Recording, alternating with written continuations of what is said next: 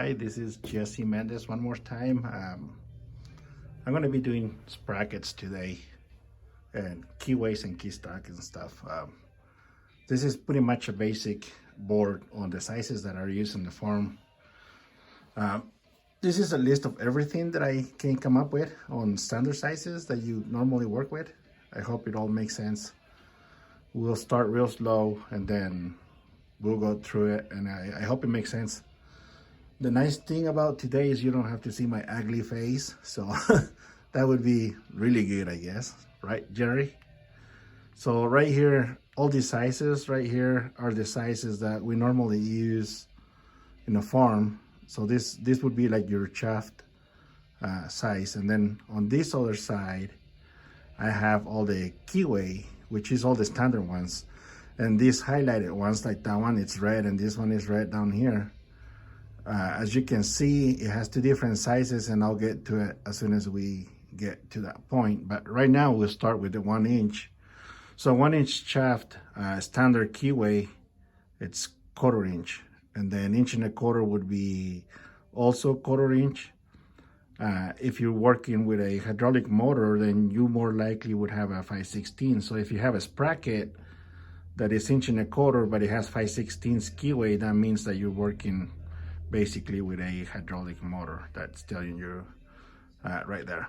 1 3/8 standard keyway is 5/16, and 1 7/16 would be 3/8. The same thing for 1.5 all the way up to 1 3/4, and that's all the standard keyways.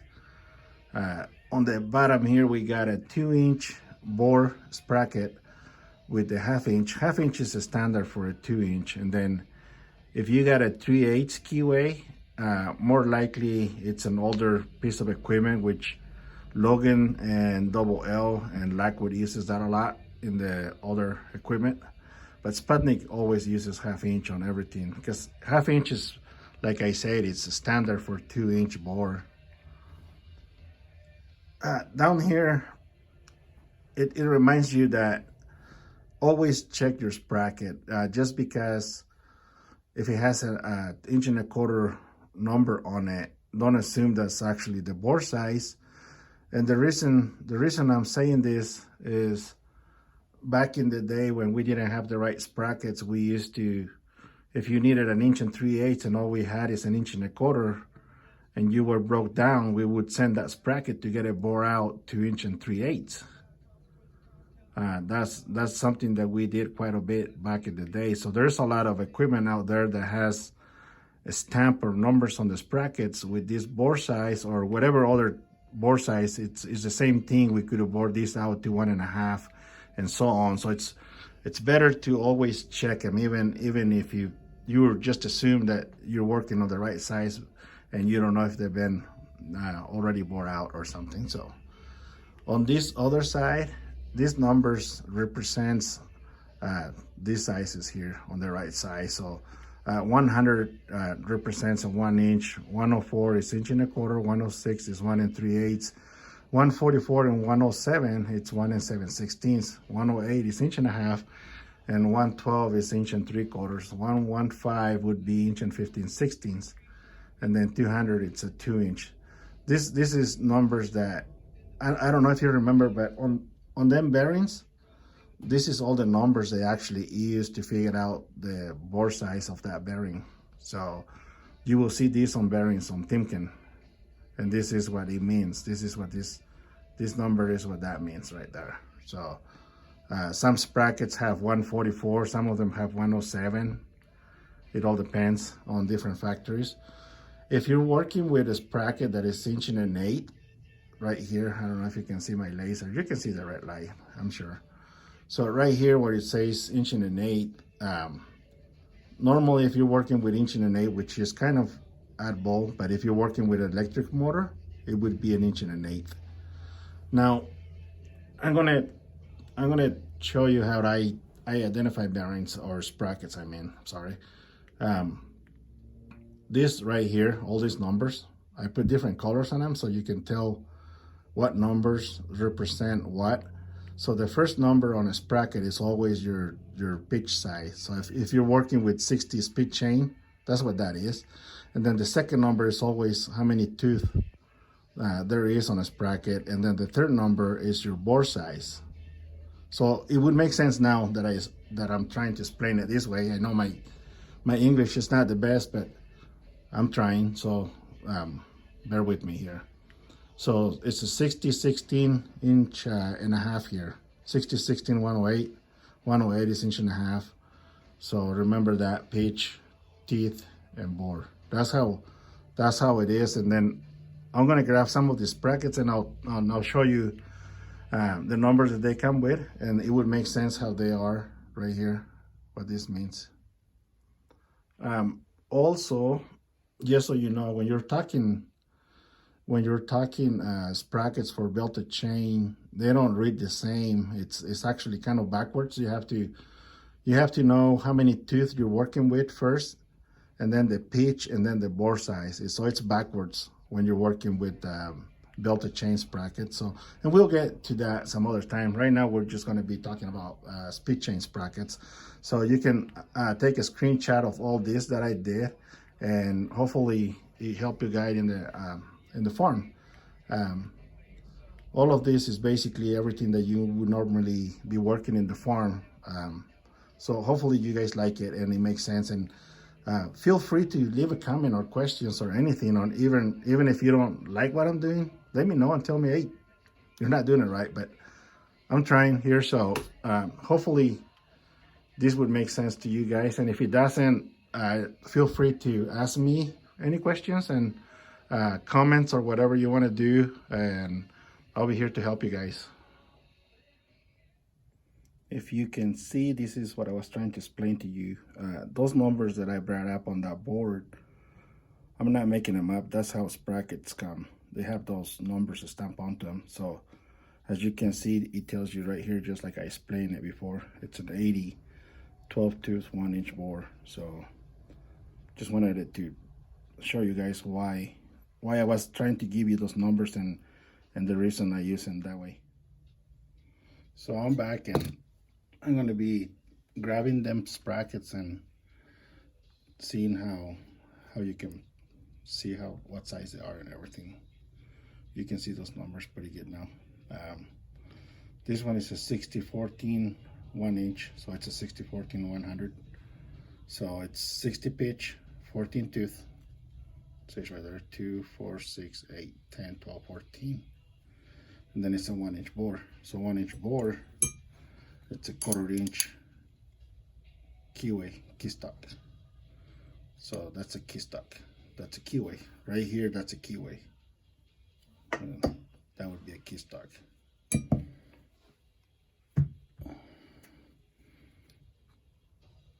This one here has no numbers at all.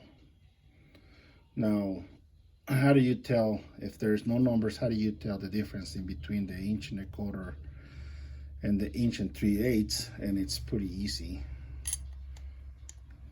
So if it's 1.25, it would be a 1/4 inch keyway. If it's 1 3/8, it would be a 5/16 keyway right here.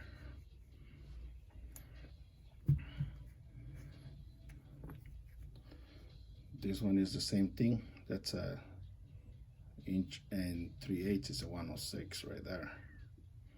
And like I said, it would be a 5/16. See how this one fits real sloppy. It doesn't fit right. So it would take the next size up. If I grab the right one, I guess. So that's your 5/16 if it's just right.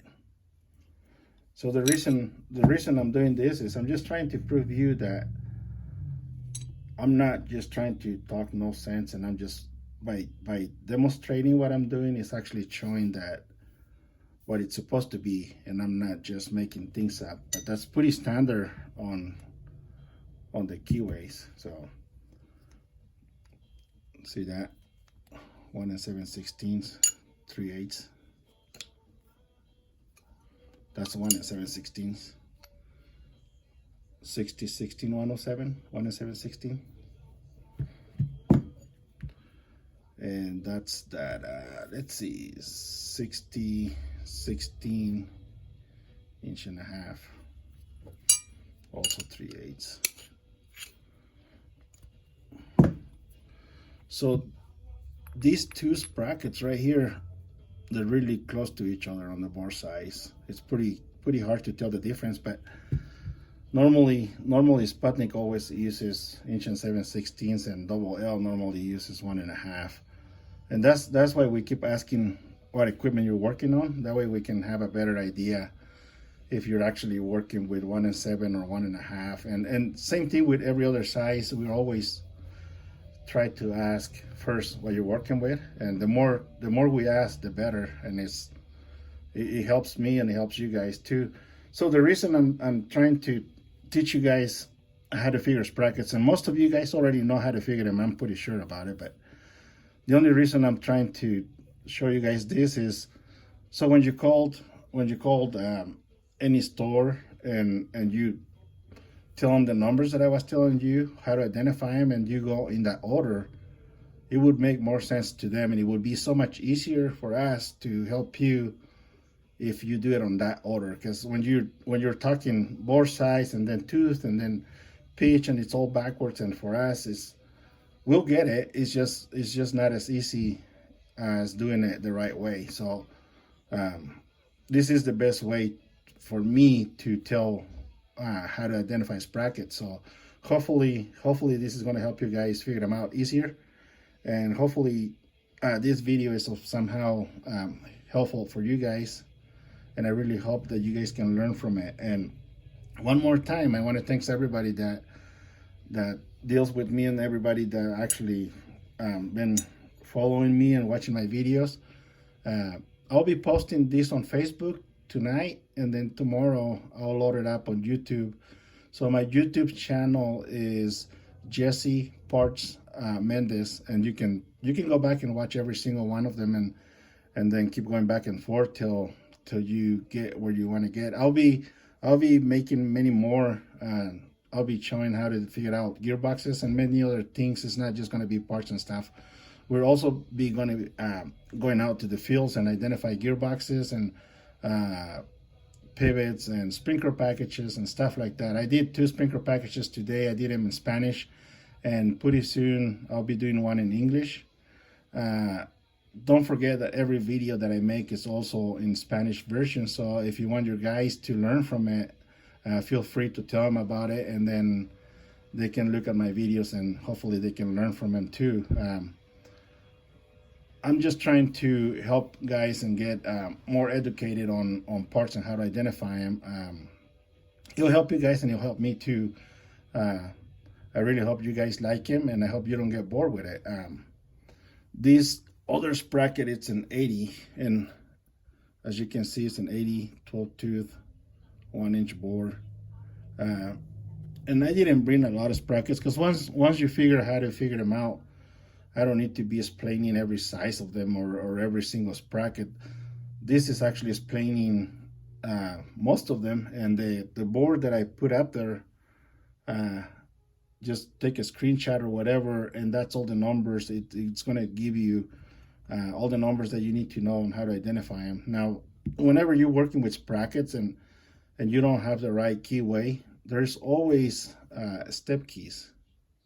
This will help you a lot if you don't have the right keyway on a sprocket. So this one says it's a 1/4 by 5/16. So if you have a sprocket that you need to have a 5/16 keyway, this will help you get there. There's always a way. They also make them on every size, 3/8 by 5/16. Same thing with the 3/8 by half. So the nice thing about today is I'm gonna try to keep this really short, but I really hope that you guys like it. And if you don't, then I'm sorry, but I'm trying. I want to thank everybody that's been actually watching my videos and somehow learning from them. I haven't had anybody comment or tell me how they feel about this. Hopefully I get some feedback so I know whether it's worth it doing it or if I'm just wasting my time. But those who do like him, I really appreciate it. Those of you that actually follow me, I'm thankful. It's kind of hard for me because I get nervous in the camera, and that's when my English kind of breaks down. But just because I can't speak in front of a camera doesn't mean that I wouldn't be able to understand what you're working with or what you're doing. Actually, I feel like I'm pretty good with parts, honestly. So those who I've been helping with, hopefully they can leave a comment expressing themselves on how much help they got from me, if I've been of any help, and also let me know, because I do make mistakes, and everybody does. We're all humans, and it's hard when you're trying to help somebody over the phone and you're trying to identify what they're working with. I sure do my best. Today I want to say hi, and I want to say thank you to Jerry Weckman. You guys got a beautiful farm out there. Every farm out there is just nice. I love dealing with farmers. Coolest people I ever met, and really nice how they keep their heads up and keep moving forward, trying to keep everything rolling. It's a struggle. It's hard, and it's hard work, and it requires full time. And just remember always to be safe, and there's somebody home waiting for you. Thanks everybody, and every single farmer that I dealt with so far.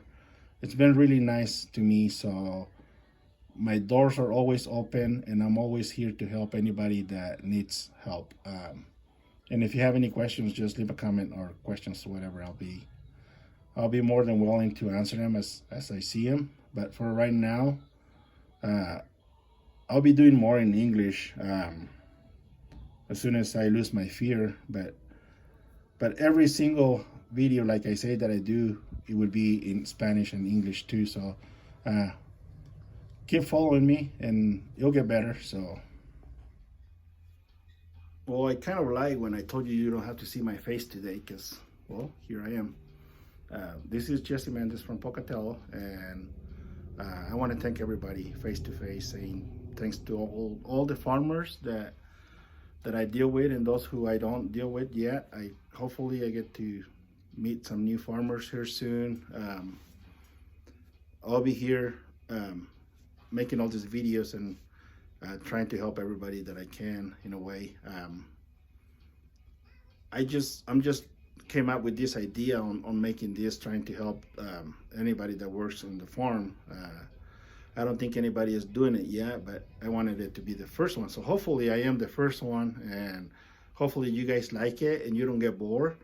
And if you do, then let me know what I need to change, and let me know what is it that you guys would like to learn next. So then I can get better ideas. I mean, I got thousands of ideas on what to do next, gearboxes and stuff like that. I was thinking on doing kind of a service review on how to check tower boxes and stuff. I already talked to Brandon, and he's willing to help me make a video on that. And I think that's going to be something that everybody's going to like. It will be on tower boxes and how to identify, how to check motors and contactors and stuff like that. So hopefully I can make that one happen here pretty soon, and hopefully you guys like it. And based on what I do and how I do, I really hope that you guys follow my videos and you like them. One more time, I just want to thank everybody that deals with me, and I really enjoy working with everybody so far. Every farmer has been really nice to me, and I'm really thankful. I love my job, and I love what I do. I learn every day, and I hope everybody else does as well. And like I said, one more time, thanks everybody, and see you soon. Be safe. Look for me. My YouTube channel is Jesse Parts Mendez, and then you can go back and forth and look for the ones that you like the best, and see what you can get out of them. And I hope that you actually like them. I don't feel like making videos every day, but when I do, I do my best to get them done. So hopefully you guys like this one. Thanks a lot, and see you soon. Be safe.